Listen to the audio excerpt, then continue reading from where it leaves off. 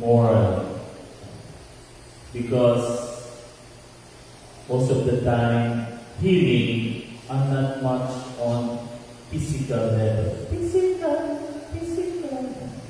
It is also in the psychological and moral aspect of a human person. Sabi nga, even science. Right now,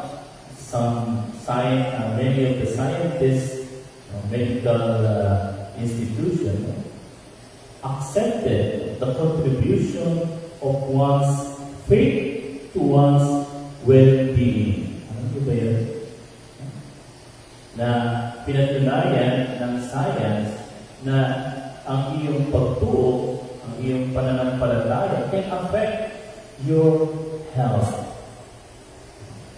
And according to some statistics, those who really have strong belief were able to reach an age that is really